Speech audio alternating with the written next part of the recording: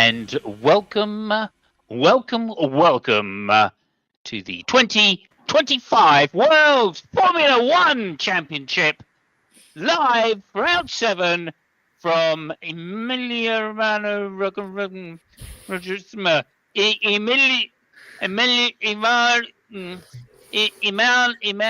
Amanda Rodriguez, no, Emilia Romagna, the San Marino Grand Prix. What San Marino Grand Prix? That's what it used to be called, didn't it? It used to be, yeah. Yeah, it was indeed. Yeah, it's okay. San Marino. It's easier to get my tongue around that rather than Emilia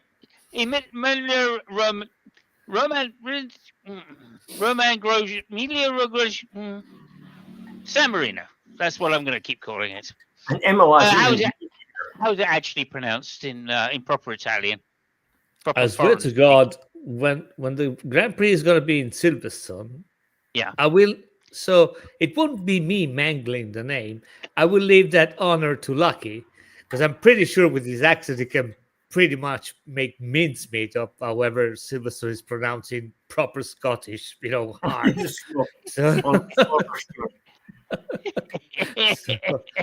So yeah, I'm waiting for the pronunciation though. What? So I actually put it in the title. The Emilia Romagna Grand Prix. Emilia Romagna Grand Prix. I just needed the accent first, so now I can say it perfectly every time. I don't understand why it's so difficult. It's Emilia Romagna. Well, it's in foreign, isn't it? So obviously I can't understand it. So there you go. Yeah. Anyway. It was a fantastic race, though, wasn't it, boys? It wasn't. Well, I mean, it was interesting as far as races in Imola are. It wasn't bad. It wasn't bad. I thought it wasn't bad. Let me just do this. Yeah, go on. It's a difficult track to overtake. Everybody knows that. I mean, it's not Monaco, but it's close. The thing is that it's a very technical track. It's a very difficult track.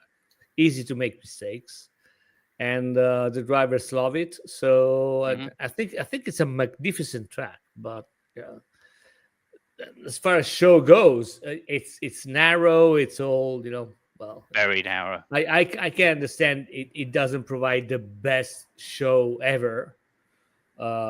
If you just look at overtakes and all that stuff. It's very, very narrow. Some may say it's error-inducing corners and chicanes. Oh yeah. Certainly the curbs. It's a difficult track. It's a really difficult track. Yeah. Yes. I heard that it was designed in a previous life by Herman Tilke. Oh no fucking way. No way. Oh, so it's the wind-up going already. Hey, hello, Robin. Good to see you. Thank you so much for stopping by. Always appreciate you stopping by, giving a like to our streams. We know it's fantastic. Thank you. Imola to Tilke is like garlic for vampires. It's there you go. Yeah. There you go. And yet here we are. Okay, so the big news, of course. Let's start with the big news. They've decided that after the Yuki crash, this could be the last year for Imola. What are your thoughts, gentlemen? No, I don't think that the Yuki crash had to do with that. I think it was. So, I mean, there is an issue of having two Grand Prix in one country. This is why it used to be called the San Marino Grand Prix. They found that little loophole. They did because San Marino is really close to Imola, so yeah, they found that. But right now, I mean, it's problematic to have two races in the same country. So rumors are it's not going to be renewed for next year. What they're trying to do is to use it as either a substitute or the other loophole. Yeah, I mean, because the track, the track is fucking fantastic. I mean, if you want to see people driving, with the knife, and that's the place that you want to go. I mean, it's very difficult. Yeah. It's error-inducing. The drivers love it. and the fact that it's narrow and it's difficult to overtake. I mean, it's not impossible. That makes the overtakes even more ballsy, if you ask me. Indeed. I mean, I was referring to there was calling it the European Grand Prix, right? Yeah. That's the other loophole that they used to use for Germany. Yes. The section down through Aqua Minerale is probably one of the most difficult sections in Grand Prix racing to get right. It's so hard, that bit of track. Yeah, it's just a shame it's so narrow. Obviously, it's not that it's so narrow, right? Because back in the day when the Grand Prix cars were a lot smaller, like the picture behind you, then of course it was fine. You could race two abreast through some of the corners. In fact, now you got no chance really. If you're lucky if you can do that, as Albon found out. Just because everybody else decided to bottle out doesn't mean that Leclerc would bottle out, because he didn't. That is actually a perfect point. I think that the problem is the cars. They're trucks. So it's really. I mean, there was the before that they had the Porsche Carrera thingy cup. Yeah. I mean, man, it was insane. There were two abreast every part of the track, bumping each other, and GT cars, they have the same problem F1 cars have. They become wider and bigger and wider and bigger, but they're not as big as the F1. Yeah. Well, to do with the engine specifications, really, isn't it? It's putting the batteries in and all of the associated gumph that goes with the energy recovery system. So hopefully 2030 we'll get a change back to simplifying the power units, and we won't have to call them power units anymore. We can call them engines, and we'll get back to decent V8. V8 charged with eco fuel. I think that's what they're calling it, isn't it? Which means all the fuel has to be chemically made in a laboratory, and then it's fine. Doesn't matter where you get the chemicals from. You can get petrol, pull it apart using energy, and then put it back together again using more energy, and that's fine. But what you mustn't do is get it out the ground. Yeah, it's going to be fully synthetic. So that's. I mean, it's to me, Fabio, and we will get to the race in a moment. I promise you. But I just want to take 10 minutes or so to get this out of the way. To me, this is the same as saying, when I came up with that awesome rebuttal against the conspiracy people that said chemtrails were bad for us. And of course, I said they're replacing the chemicals in chemtrails. And this is all they're doing, right? I mean, chemicals are natural, right? So the point being is that, they say that, synthetic fuels, but they're just chemicals, right? That's still the same chemicals. Still burning it is still going to give off the same amount of CO2 as the natural stuff, in inverted commas. So I think it's all a bit of a swizz. I don't know. I'm not a chemist, so I've literally no idea what I'm talking about. I guess it all depends what they will be burning. I mean, we know that the fuels nowadays provide a certain amount of CO2, and there's also the production process which makes CO2. So I don't know what they're going to burn. It might be the case that the CO2 is not as big. I mean, if they won't go there, but if they were burning hydrogen, they would be putting out water. So exactly. Well, or ethanol. Yeah, right. That's like the Indy cars do, right? They burn ethanol. Yes. So I don't know. Maybe it's time. It's time to switch to that.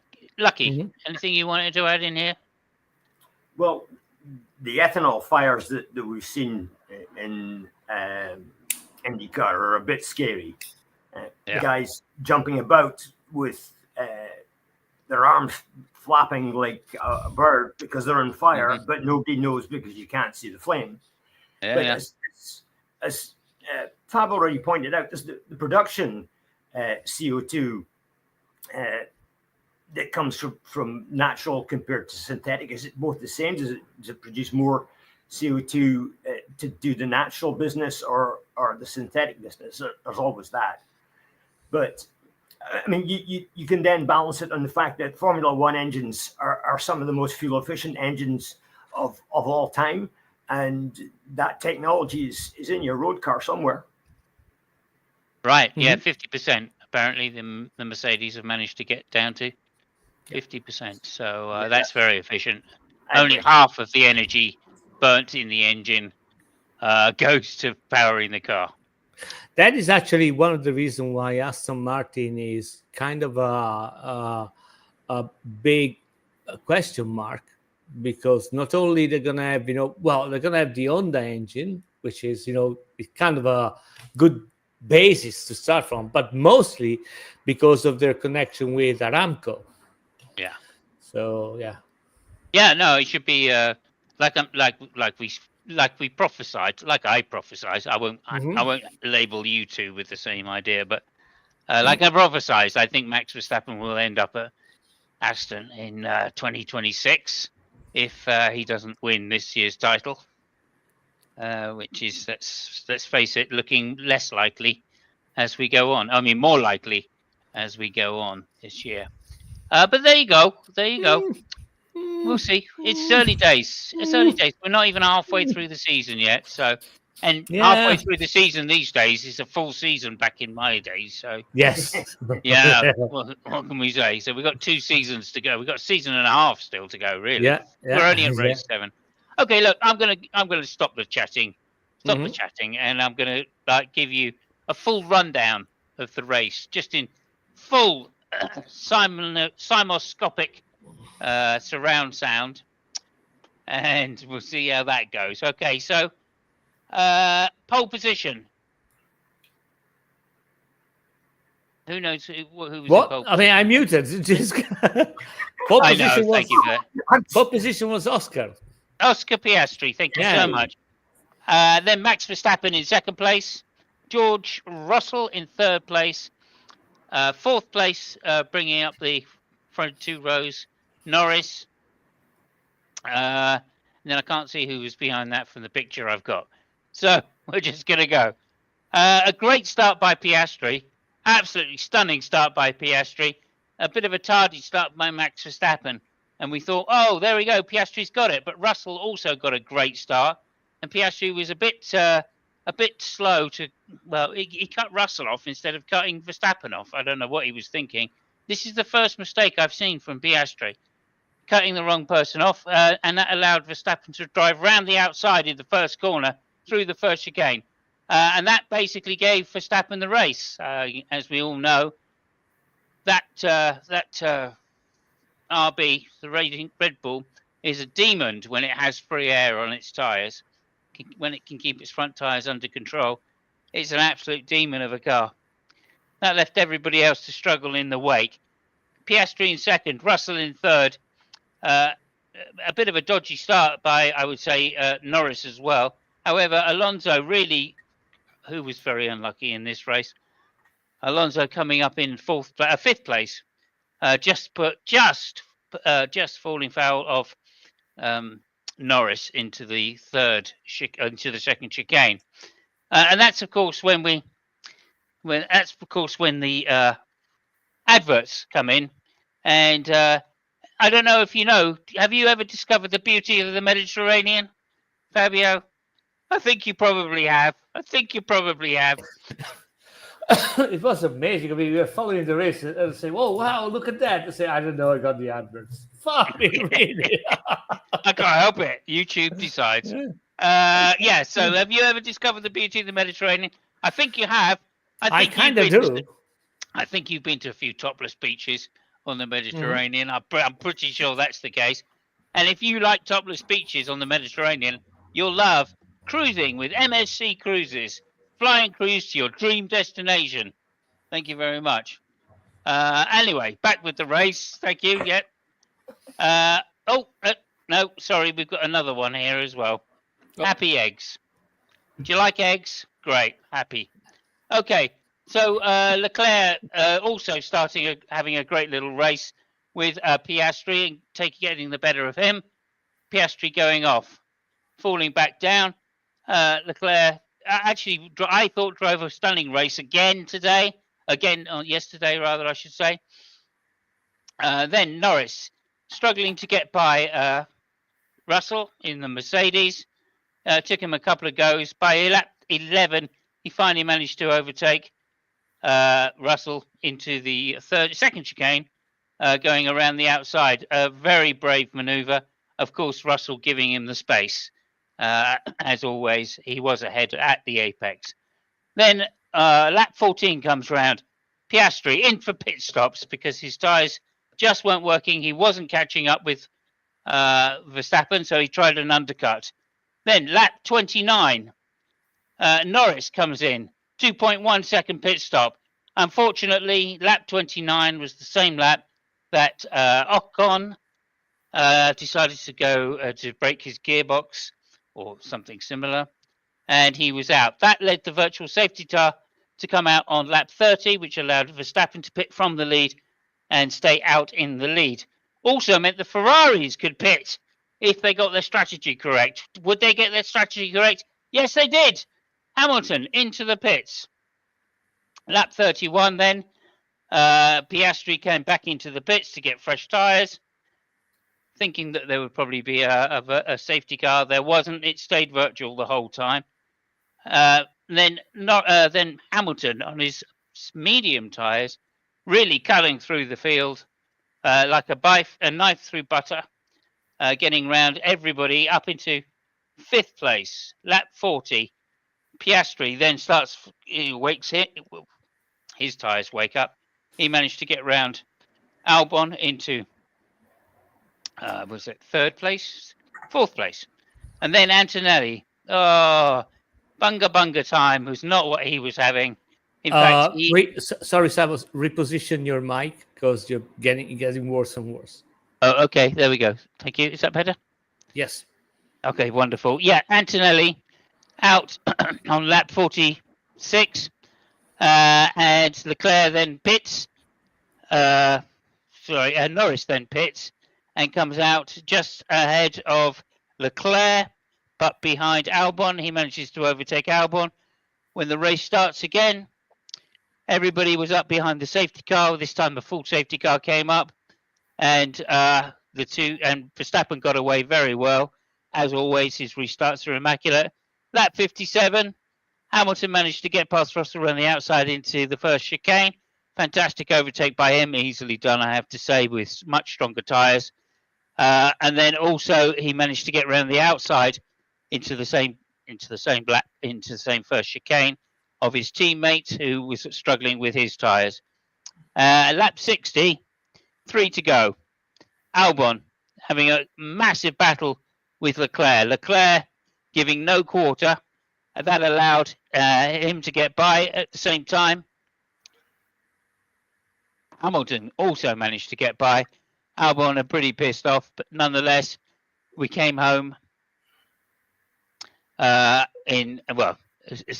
couple of laps later. In fact, Hamilton managed to take Leclerc quite easily. Obviously, it was more orchestrated than anything else, and that left Albon to get by on the very last lap, Leclerc. So in that case, the end finishing order was Verstappen, first place, pretty much a first chicane to finishing flag victory for him. Norris in 2nd place, Piastri in 3rd place, Hamilton fantastic 4th place, Albon incredible 5th place. Really, he was unlucky to finish in 5th, really, because they messed up some of the tactics about when to pit and stuff. Leclerc 6th place, great again, still under investigation at the time, later to be found, no problem. Russell in 7th place. Sainz, the other Williams, 8th place. Fantastic points for Williams. Two cars in the top 10. I'm happy about that. Isaac Hadjar,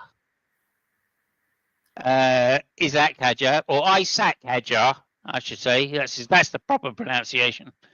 Isaac Hadjar in 9th place, and Tsunoda in 10th place for the final point. the most unlucky person in the whole Grand Prix, Alonso in 11th, and also mention Lawson down in 14th. Oh well. And Colapinto managed to bring it home without crashing. Doesn't matter where he finished, he just didn't crash, so that's fantastic. And there we go. That's pretty much it. I'm just going to see if I can quickly look at the race results. In the championship, Oscar Piastri, 146 McLaren Mercedes. Lando Norris, second place, 133. That's 13 points behind McLaren Mercedes. Max Verstappen, 124 in Red Bull Racing Honda RBPT. And that is obviously 22 points behind now. A very good day for him. George Russell, 99 third. Charles Leclerc, 61, still ahead of Lewis Hamilton, 53. Kimi Antonelli, unlucky.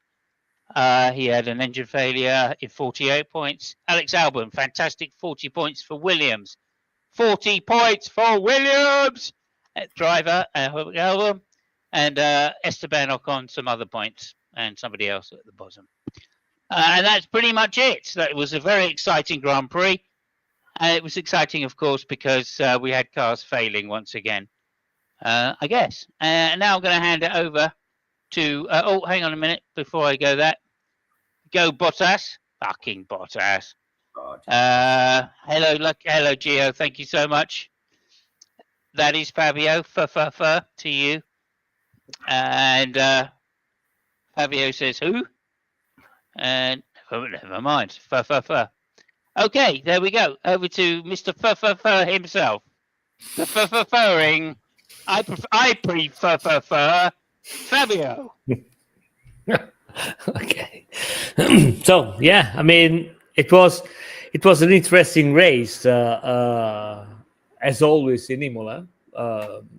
Not too much show as much as overtakes, even if we saw some really interesting one. I mean, the first corner where Piastri really had no idea that Verstappen decided to brake like 10 meters over the guy, and he made a fantastic pass. Some other good overtakes, but I think that race said a couple of things. Man. The first one is that, in my opinion, that should put the seal on whether Verstappen is really a great driver. I mean, you might like it or not. That doesn't really make any difference. If you hire the guy and when the helmet is down, he raced a brilliant race with a car which was not as competitive as the McLaren, and that showed both in qualifying and even on the race pace.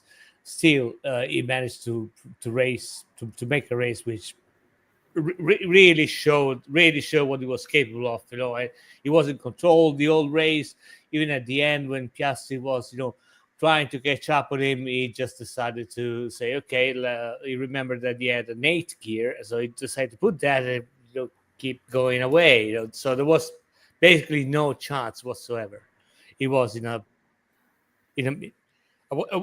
place where nobody is. He's bloody brilliant.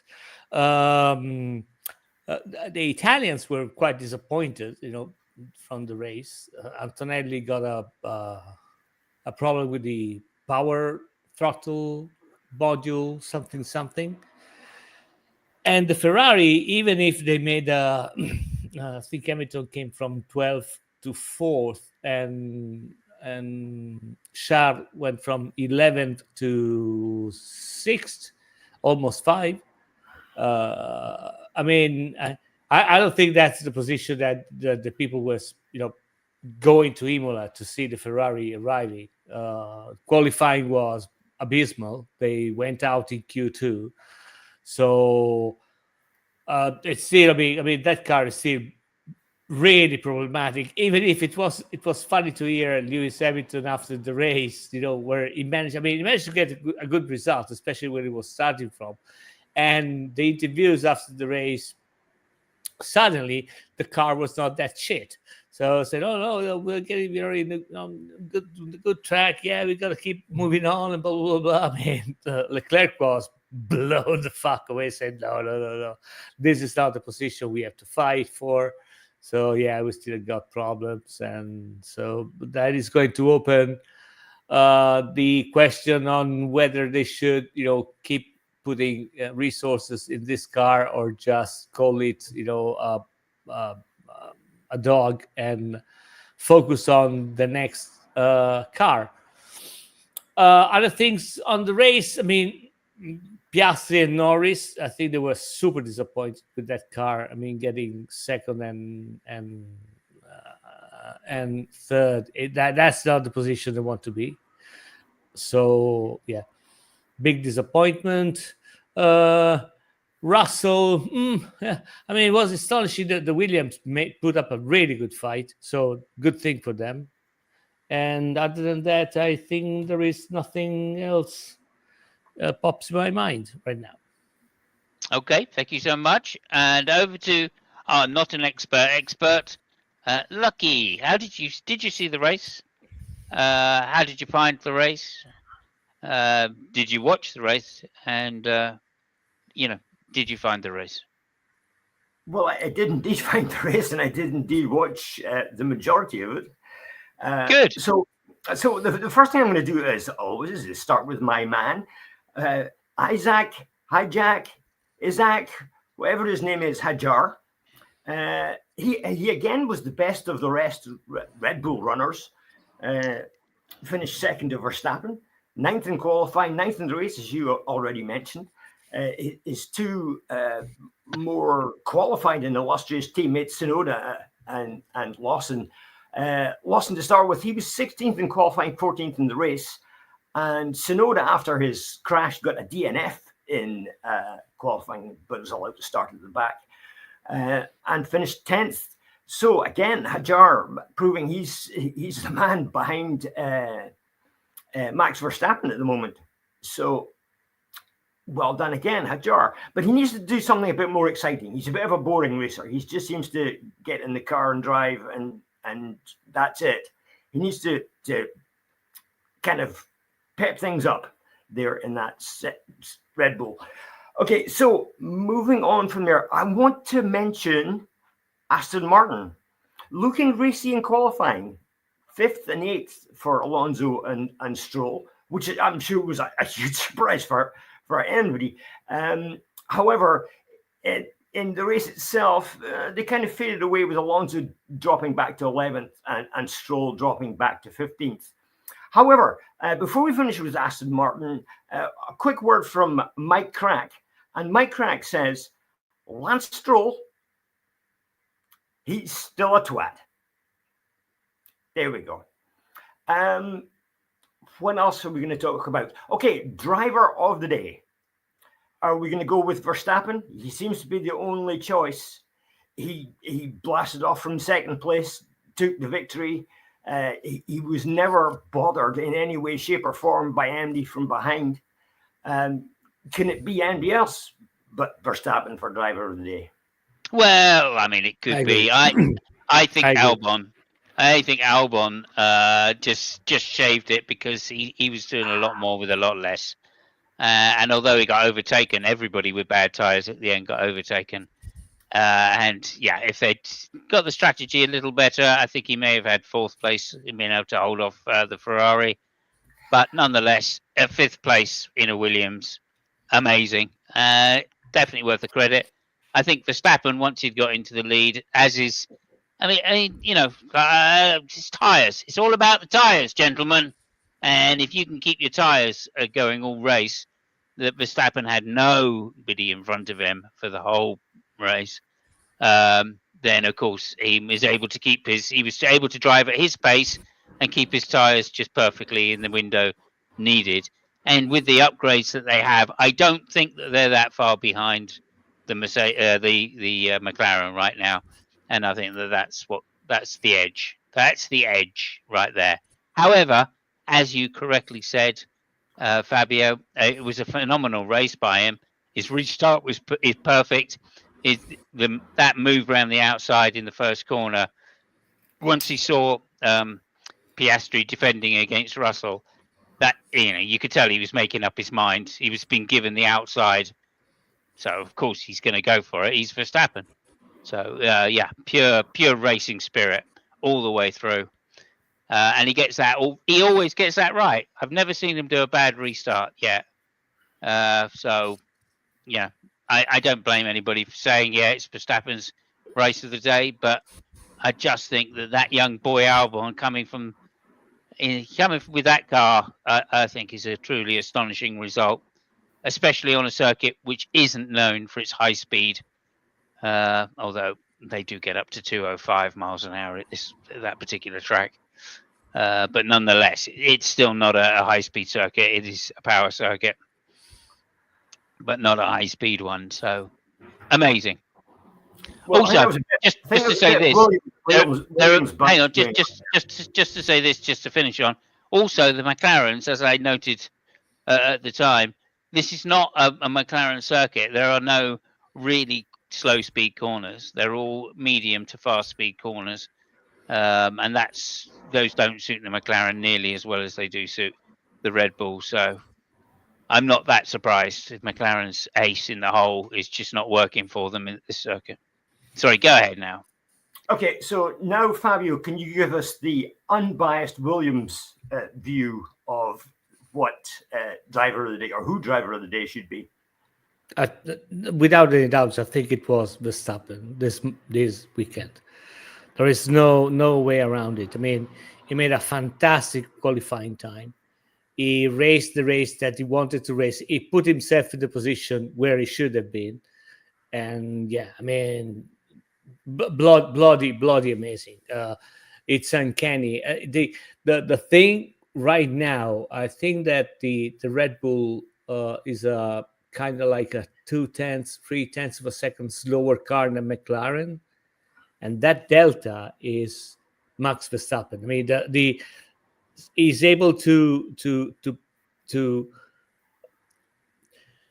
so he has so many upgrades in his right foot, that this is what he's able to gain compared to the other one, which opens another interesting problem for McLaren. I think that McLaren will win the Constructors' Championship, easy peasy. I mean, if things go like that, we still have these what we call as the Damocles sword of the new technical directive in Spain, in Barcelona. We'll see what happens, but if things keep going like that, the problem is that in order for McLaren to win the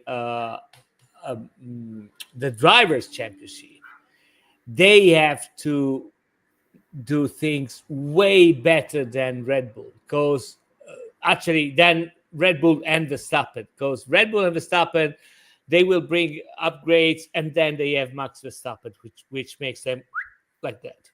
So McLaren will have to work a lot harder if they want to win the drivers' championship. There is also the problem of when they're going to decide who's going to be the first driver and the second. That showed a little bit, in Imola too. So yeah. So I think that while the manufacturer championship is kind of close, I think that Verstappen is still a big force to get to reckon for the drivers' championship. Okay. Or should I say Franz Herrmann, by the way. Let me just say this then. I mean, I couldn't disagree with some of what you said. I don't think that the gap is that big between those two cars. Maybe on some circuits it's bigger, where there is some hairpins and stuff. Maybe there's probably a bigger gap, but on a circuit like Imola, there's very little. And Verstappen has been, that Red Bull qualifies well. It may not keep its tyres in, but it certainly is fast. So the gap in qualifying is not nearly as much. However, the reason I'm not giving it to Verstappen is because that was a mistake by Piastri. Piastri will be kicking himself, because that's the first serious mistake that I think he's made against Verstappen. just let him overtake that easily. If he placed his car better, which he had the opportunity to do because he had a better start than Verstappen, there's no way Max could have done that. And it's the fact that he was covering off Russell, who could never have made a move into that corner. If once he'd covered him off once, that would have been enough. He should have moved straight across the track onto the racing line. He didn't have to go all the way, just halfway across the track. That would have given him enough of the racing line to get some late braking in, instead of staying right on the inside, covering Russell, which he just didn't need to do. I think he will be absolutely kicking himself having lost that race, Piastri, because it was his to win quite easily. If he'd got out in front, front tyres would have overheated, and that would have been the end of Max Verstappen. But he didn't. Max got out in front, and he was able to control the pace and keep his tyres in a perfect window for long levity. And there you go. Nothing you can do in these cars, because you need at least a second, if not a second and a half, on the car in front on a circuit like this to really make a decent move.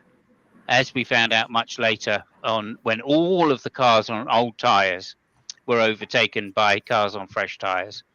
So, just for me, I think Piastri lost the race rather than Max won it. So for me, that's the reason I wouldn't give it to Max, and I'd give it to Albon, who, although he went backwards in terms of where he managed to get up further, it went on pure racing speed. And then once his tyres went, he'd lost paces again. And then, of course, Hamilton on fresh tyres managed to get past him. So fair enough. But nonetheless, to see a Williams up there in 5th place, it was shocking to me. It really was. So again, I'm thinking Piastri lost the race rather than Max won the race. Although Max drove a perfect race still. I mean, the question is, why Piastri lost the race? Well, I said because he didn't cover Max off. I think that that's not the real reason. The reason is that it's not so much that he didn't cover Max, because Max made a maneuver that, honestly, I think, it would have surprised all the drivers. Maybe not Leclerc, because I'm putting Leclerc on the same level of Verstappen right now as a driver. But everybody. The thing is that Piastri covered Russell because he had to cover Norris, because he knew that the only problem was coming from Russell, because Norris was taken care by Verstappen. So in his mind, even if the thing that happened, he would have still put Russell between him and Norris. And that is a problem for McLaren, because, Piastri and Norris, they got to think about, well, first of all, Piastri got to think about Norris got to think about Piastri. And then there is Russell, which, can put himself in some middle and take away points and blah, blah, blah, blah. I mean, Verstappen is in a position where he really shines. He has got nothing to lose. He said, fuck it, I'm going to overtake there. What's going to happen? I'm going to lose the championship? Yeah, I mean, I got the worst car. Look at the other dude with the same car that I have. So he really has nothing to lose. While those two guys in McLaren are, rightly so, super worried by each other. Yeah, I see that point. I still think this is a key mistake by Piastri. Overtaking. And it's the first one we've seen by him. Yeah. And if you look at his position on the road, he wasn't even on the racing line going into that corner. Of course, somebody can outbrake him down the outside. Maybe the reason he was covering Russell was to try and get in between Norris, but Norris made 2 laps and he was past Russell anyway. So I think it was a strong miscalculation if that was the reason. And I actually think I don't understand. The person, whoever leads these races this year, is going to almost certainly win, because they will have better tyres. It doesn't matter which car you're in. The cars are all that close that I think that advantage is huge. Just like it was back in, 2016. I think it was 2016 with Hamilton and Rosberg. Whoever got into the lead... That was it. They were going to win the race pretty much, Yeah, and but that's why the battles were so tough between the two of them to get that first place. Go ahead. I'm not really super sure about that. I mean, in those races, those tires, generally speaking, because different compounds and blah blah blah blah, but generally speaking, they've shown that they can resist 2 or 3 laps running very close to each other. So. I mean, it is true that all the tires, but it's not a problem only with the tires. It's a problem also with the cars, with the temperatures and all the stuff. If you follow a car too much, you're gonna fuck everything up. And not only the tires, but the difference between previous years. Again, my impression is that they can. The cars in general and the tires specifically, they can follow a car closer than they used to and for a longer time, which allows somebody. We've seen that they approach, they try to overtake, they can't, they get a little bit back to regen the tires or whatever, and they go back in. So that's something that we have hardly seen in previous days, in previous years. I mean, once the car was in the gearbox of another, if it wasn't an immediate pass, it would have fucked up everything. So I mean, I don't know, but yeah, that's an issue that you have with, I slightly disagree. I think in previous years, that, like I was saying back in 2016, I think it might have been 2017, I can't remember the exact year. The cars used to overheat as well, and that was another reason why, because the wake of the cars was so bad, and they've done a lot to stop that. Right, hence we've gone to ground force, to underneath ground thingy, There's me talking technical. Sorry, boys. Underfloor doobies. So and that's helped a lot, obviously, and that's certainly helped the cars, but it hasn't helped the tires at all. The tires are still getting fucked if you follow, and we only need to look up how quickly Hamilton's tyres fell off behind Leclerc in the last race. All right, that was it. The best was gone from them, and he couldn't do the lap times once he got past. Once he was let past, I should say, by Leclerc. His lap times fell off. He caught Leclerc very quickly, and then couldn't do anything about it. So I think it's the same deal here, and we're going to see this all season long, of course, because they're not changing the tyres. And the difference here is back then. The difference here is back then. The window for the tyres was a lot wider than it is now. Now it's a very narrow window for helping for the setup of these cars, and as a result, you overheat your tyres by a small amount, and they go completely out. The balance goes completely out of the car. I think the window has more to do with the cars than the tyres. They're way more efficient. So obviously, that is an issue. But sure. Anyway, we'll see. I mean, again, I maintain the thing that tires are not the problem. Tires are the same for everybody. So if you have an issue, everybody's got an issue, and you got to plan accordingly. So it's not a factor. It's not like when we had Bridgestone and Goodyear and stuff like that. No, I'm not saying about that at all. I'm saying that the car that leads the race doesn't have that issue because it's leading the race, and that's why Piastri's big mistake was letting Max Verstappen, not covering Max Verstappen off. And there's no way he could have braked that late if he'd just taken up half of the racing line. But the fact is, Verstappen had the whole of the racing line to brake. So of course he had a lot more grip. Of course he was braking later. That's why it looked like a sensational overtake. But I don't think it really was. I think that was Piastri's fuck up. Yeah, but the thing, you can still do something about that. I mean, Leclerc pitted way early. It was put in a position where he could run his pace, and at the end, it paid big dividends. He was unlucky with the safety car. So there is something you can do, actually. Of course, of course. But of course, you're not taking. That's why I said you're not using. You're not using the optimal strategy, though, are you? Like the leader can do. Well, you got to do stuff, That's why I said you got to. Of course you do. That's because you're behind. Leader doesn't have to do stuff. He can just run his own race. he can literally slow down on a particular lap to keep the tires in the window. Yeah.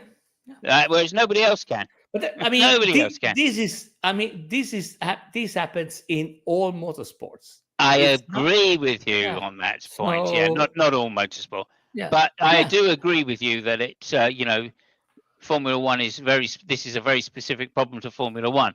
This year it's worse than it was last year. Last year it was bad. I've seen it happen with motorcycles this year, so it's not only of course.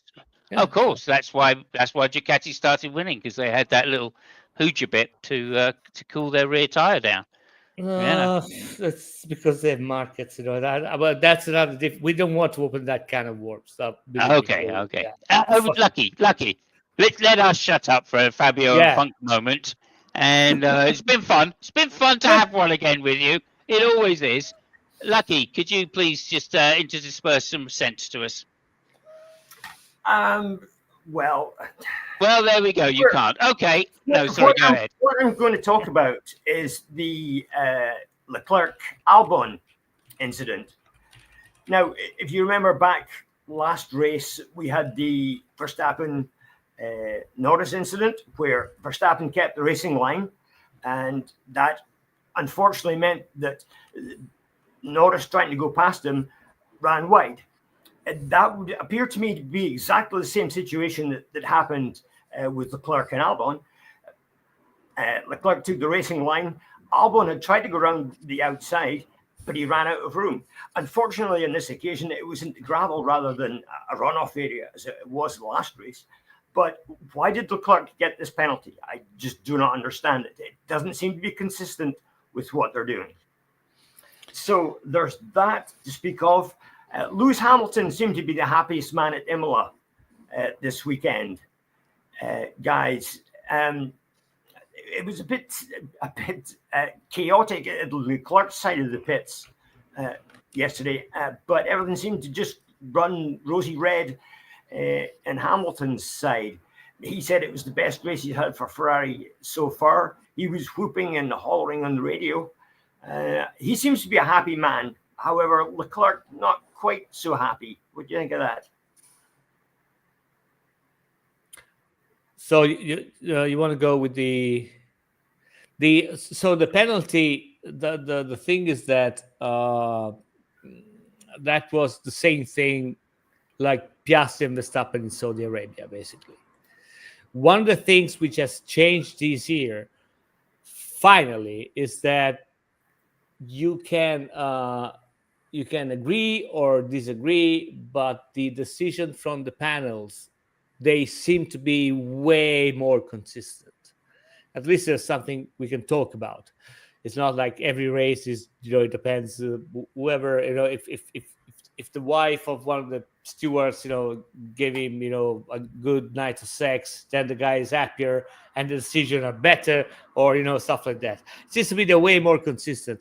And that was the same situation like in Saudi Arabia between Piastri and Verstappen. And I think in Ferrari said, well, we know how it ended, just give him back the position and we're all hunky-dory. I mean, that's my impression. Okay. They just took the safer side of the action to take. Yeah. Okay, fair enough. What do you think, Simon? Yeah, I mean, yes. I don't think I've got anything I could contribute to that more than what you've already said. Okay, fair enough. Okay, 10 minutes to go. Yeah, that's what I was thinking. Okay, well, I'll go on to my one of the hottest things this weekend at Imola was what's his name? I've forgotten his name.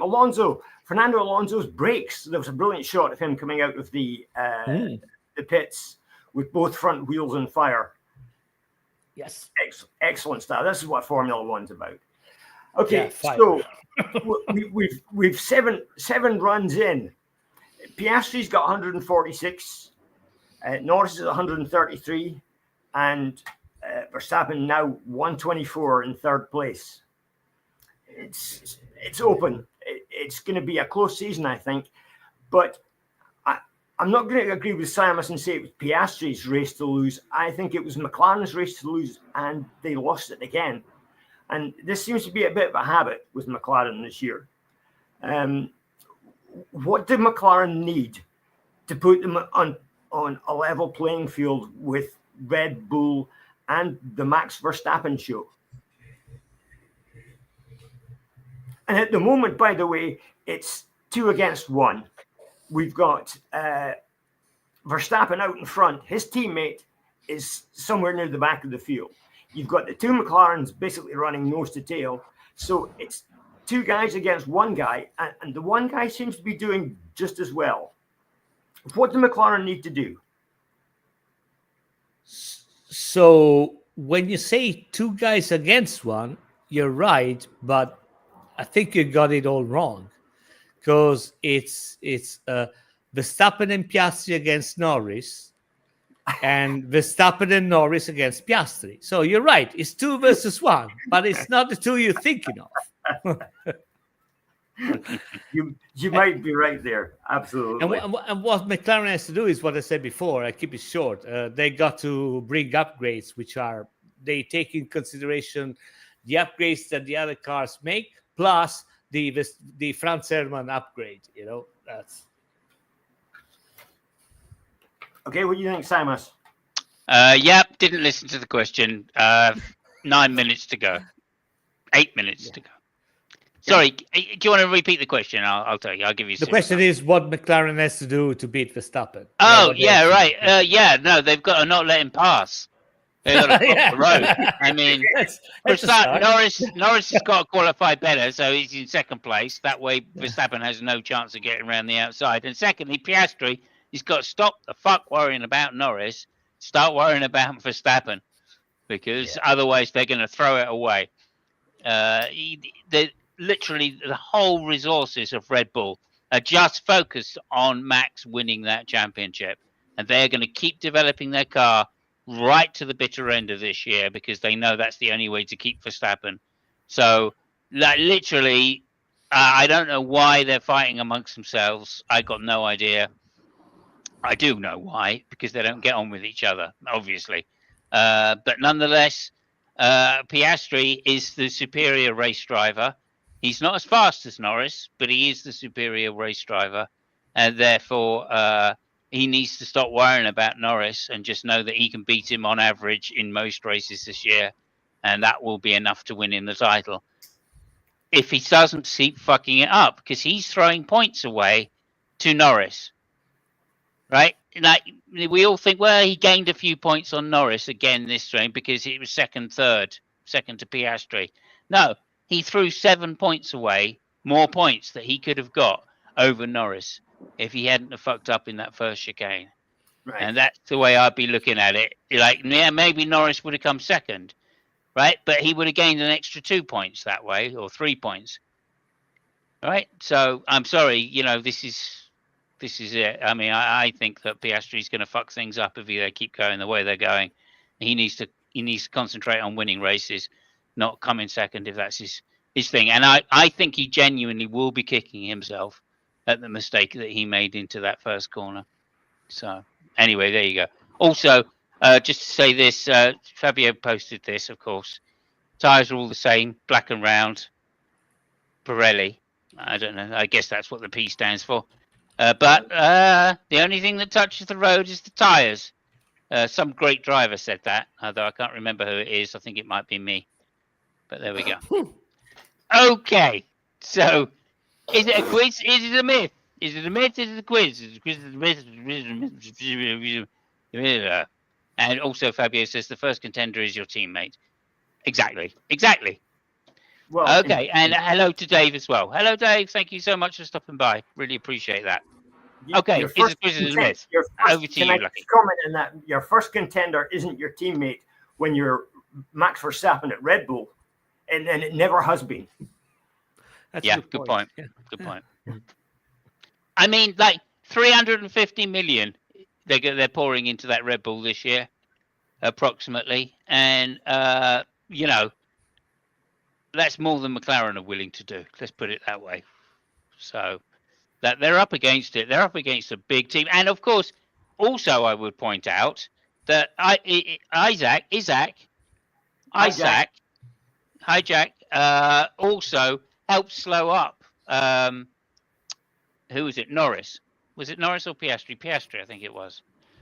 Right. So, like, Max may not have a teammate that's right there in the fight with him, but of course he's got 3 teammates that need to be got past every race, at least if they're going to be lapped. So, which they probably will be. Yeah, I mean, it's not much of a help, but it is a little help. Okay. I mean, it's like saying that Ferrari is racing with 2 other cars, which are the Haas. No, it's it's not that bad because Haas are shite. Yeah. But the Racing Bull that Isaac Hijack is racing is not so bad. Yeah. I mean, he beat Tsunoda, right? Yeah. There you go. Anyway, is it a quiz? Is it a myth? Is it a quiz? It's a quiz or a myth? It's a quiz or a myth. It's a quiz or a myth. Over to you, Lucky. Well, today I thought we'd talk about tires. Yay! My favourite subject. I'm joking. Oh, really? Okay. It's the only thing that touches the road, by the way. So they are indeed. That's, well, apart from the skid plate. Well, sometimes touches the road as well. It does, yes. So, or in Tsunoda's case, it's the robot. Yeah. that was quite a scary accident he had, by the way. It was just me. It looked bad. Yeah. I'm glad he was okay. But, as I was saying, we're going to have a question to start off with, and then, as I said earlier on, it's the 75th year of Formula One. So we're going to look back at one of the teams that came and went in Formula One. Okay, and we have a clue that's already there for everybody to see to the question today. Oh, hang on a second. No, that's the wrong one. Nope. That's the right one. Oh, no, that's the wrong one. Nope. That's the right one. Yeah, that's the one we're looking at. So, for those of you who don't know, that is Jacques Villeneuve, and he's sitting on top of a car. No, sorry. Oh, yeah. His picture taken, and that's all you need to say. No. That is Gilles Villeneuve. Sorry, did I say Jacques? I beg your pardon. I made that mistake earlier, but yes, go ahead. We're both dumb as fuck. Yes. Okay, so everybody knows that James Hunt started his Formula One career in 1975 with Hesketh. Hesketh, indeed. Hesketh, which was basically a march that was modified by Harvey Bothelswaite. Lord Hesketh, of course. Yes, he was indeed Lord Hesketh. Yeah. He won his first. Who actually only started that team in order to give James the drive? Yeah. I'm not sure about that. James persuaded him to start the team so he could have a drive. Yeah. Okay. I will defer to your knowledge. Anyway, he won his first Grand Prix, of course, for Hesketh, also in 1975 at Dutch Grand Prix, a circuit that he seemed to do really, really well at. However, nothing to do with the girls. Nothing to do with the Dutch girls, right? But yeah, he did seem to do very well there.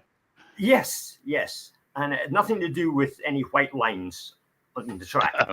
On the track or off the track. Yeah. Well, it might have had something to do with lines off the track, but I don't know. So anyway, we know that he started off with Hesketh in 75, but when he retired midway through 1979, what team was James Hunt racing with? Question of the day. Well, sorry, can you repeat the question, because I totally missed the question. Sure. I mean, I zoned out 5 minutes ago. So, 10 seconds, by the way. I thought you were maybe looking at that picture of Gilles, starry-eyed. Yeah. Seeing himself as your favorite driver. Should I repeat the question, Fabio? Yes. The question is, shut up, stop heckling. The question is, in 1979, midway through the season at Monaco, James Hunt retired from Formula One racing. At that time, what team was he racing for? Shadow. Shadow is not correct. So it's the team you said he went and go. So Wolf Racing. Well, it Wolf, wasn't yes. Wolf. Good Shadow. job. Well, that is the Shadow. Oh my no, God. it's not. Different things altogether. Wow, I mean, come on. No, it's not. It's totally different. Totally different. It's and two as I points. said, See? No, as it's Shadow. It's the team is Shadow Racing Cars. Yeah, but that's not Walter Wolf Racing. Yeah. That's a completely separate and different entity altogether. Now, as I was saying, as the answer is Wolf, I thought we'd talk a wee bit about Wolf. Walter Wolf, believe it or not, was a Canadian who came from Eastern Europe, made his fortune in Canada, and bought himself a racing team, basically, in Formula One. A bit like somebody else we know who's Canadian, came from Eastern Europe, and has now got a Formula One team. And that would be Lawrence Strolovich, as his real name is, not Stroll. So, Walter Wolf, he first started in Formula One in 1976. He co-owned a team with Frank Williams. He bought all of Hesketh's equipment. He bought some of the Embassy Hill equipment. That was the late Graham Hill's team. He bought some of their equipment and went Formula One racing in 1975. However, after a pretty unsuccessful year, he restructured the team. And as a result, Frank Williams, along with Patrick Head and basically the core of the Williams team, broke away from him and formed Frank Williams Racing. Of course, we all know what happened with them.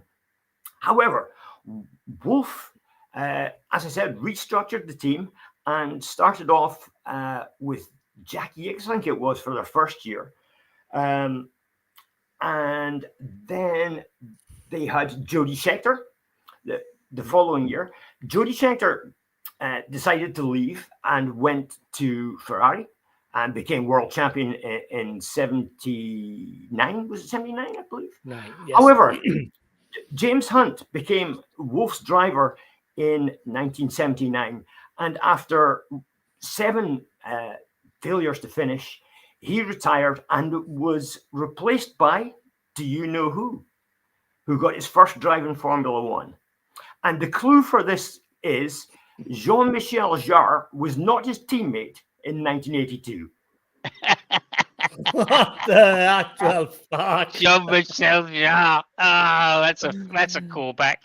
Wow. Well, I mean, I'm guessing it was Gilles, was it? It's like No, it wasn't. No, it was at Williams. He was very famous at Williams. Was this driver? He won his championship. Herman and the Hermits in '82. In '82, I think he won. Yeah, was Rosberg? It was indeed Keke Rosberg. He replaced. There you go. James Hunt. Well done. After James Hunt, basically, after the Monaco Grand Prix, got out of the car and said, Hang on a second. Do that again.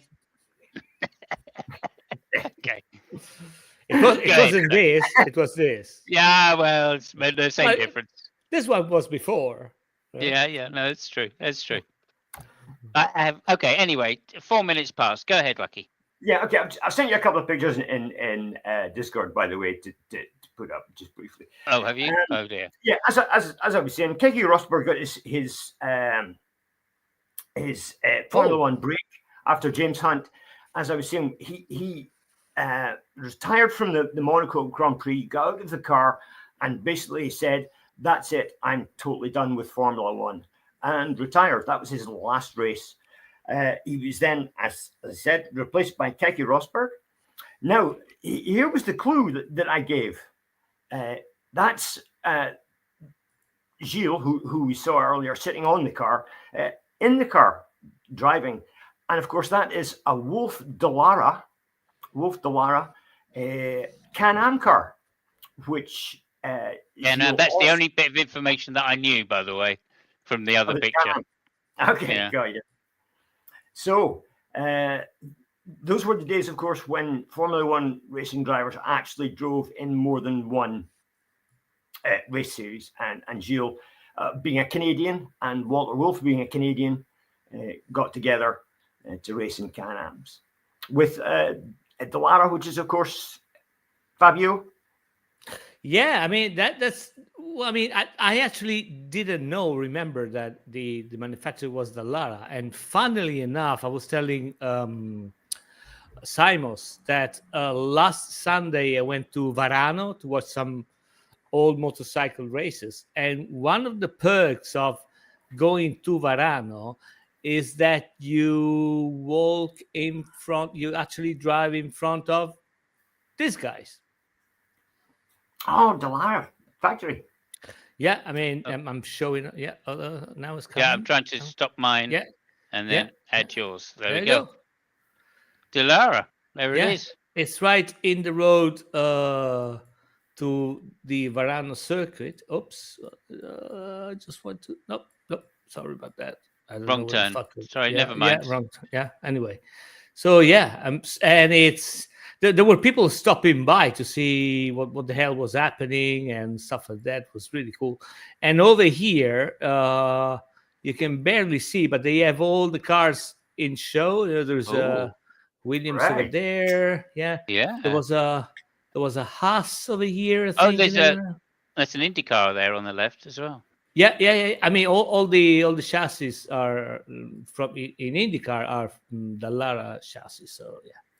Dallara, I mean, pretty much of made a chassis for every kind of road racing you can get in custom race cars. Yeah. Anyway, very interesting. Okay, one final question about Wolf Racing. Give you a chance to come back, Simos. Oh, thank you. That's something I know absolutely nothing about because I got the name wrong. There was one thing. There was one thing that was different about Wolf Racing compared with all the other teams that competed in Formula One at that time. They did something that nobody else did. 79. It was in 78 and 79, Simon. Oh, 78 as well. 2 years, yeah. Now, here's a bit of a clue. Okay. Gonna need it. Yeah. Over the course of their Formula One competition, they only had 2 drivers. Sorry, they only had 3 drivers. I beg your pardon. There's your clue. Oh. I'm lost completely. Well, okay. Yeah, just go ahead. Say something. I think I might have something, but I can't think of anything to say at all. They had 3 drivers. Okay. So over the course of two seasons. Oh, they only had 1 car, maybe in the first season. Yeah, you got it. Yes. Oh, okay. You got it back. Yes. So it was 1-1 today. You're both smart arse of the day. Well done, boy. Okay, thank you, Fabio. I appreciate that because you got it before me. Really gentlemanly, but there you go. you are the Sterling Moss of this hangout. Absolutely. Thank you so much. Thank you very much. And I guess I'm the Max Verstappen. So there we are. Yeah. Or the Flavio Briatore. So oh, come now. I haven't got 3 hookers lined up in the after the race. So well, I mean, you tried to crash Lucky's car, by saying, "Oh, it's a silver shadow," blah blah blah. Oh, I see. Yeah. Well, I thought it was Shadow Wolf. I thought that was the name of the racing team was Shadow. They were using Shadow's cars, and they branded them as Wolf. Anyway, UOP, I think, were something to do with that. Was either a sponsor or part of the. Oh, really? UOP Shadow, I think it was called UOP Shadow. I'll check it out. Yeah, check it out. Okay. I have no idea. Electric cars had UOP Shadow. I recall. Anyway, we don't care. We fixed it. Okay, cool. That was Walter Wolf Racing from Canada. One of Formula One's long forgotten teams. What a fantastic piece of what would they call it? Trivia. Thank you so much for that, Lucky. We always appreciate that. And also, we will just say that we will see you in 1 week's time. 1 week's time for the Monaco Grand Prix of Monaco. And if you thought Imola was boring, brace yourself. Next one is Monaco. So there is that. You know what I think they should do? Yeah, right. I think what they should do, instead of taking the Formula One, go ahead. No, sorry. Before I forget, are they going to enforce the 2 pit stop mandatory in Monte Carlo? I don't think they've decided. I don't think they've decided yet. Yeah. I probably not. Is what I would say. It would be my best guess, because let's just say they've got to get all the teams to agree that, or 80% of the teams to agree with that. And I don't think the teams are really that bothered about it, because they don't really care about the spectacle, and it's gimmicky, isn't it? Let's face it, it's gimmicky. It's an extra chance to fuck up. That's what it is. Yeah, and if Pirelli really were that worried about it, why don't they just bring the softest tires possible, or do what I've been saying for fucking years, which is, instead of bringing like 3 tires which are right next to each other, just every race C6, right? C4, C2. That's it.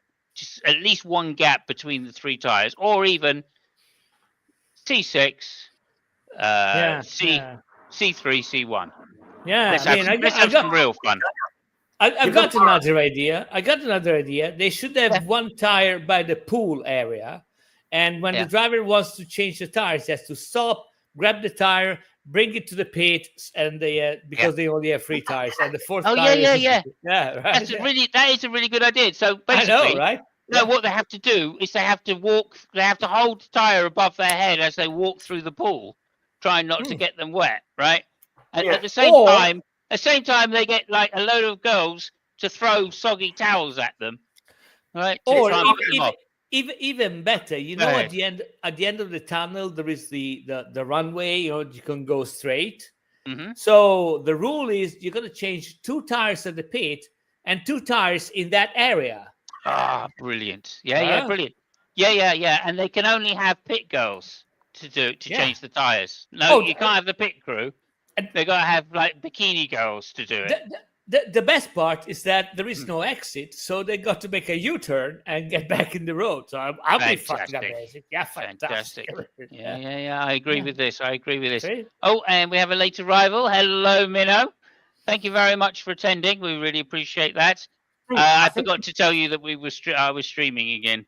I'm so sorry. Everything was a bit of a rush today, and it all came up very late. So sorry about that. I think we have exposed the bikinis. To mix things up, is allow each driver one time at missing out the chicane. Which one? Watching from work. That would work. Yeah. Okay. Which chicane? The one at the end of the tunnel. Well, yeah. I mean, there is a runway on the right, and then there is a brick wall on. Well, that's part of the danger. Oh, okay. Yeah. Fair enough. Yeah. There we go. Do you know what I think? I think what they should do is put an extra pit stop in, right? But only give them 3 tires for it. So they've got to do at least 1 lap with 3 tires on, and then come back into the pits and pit again. Yeah. There you go. That'll work as well.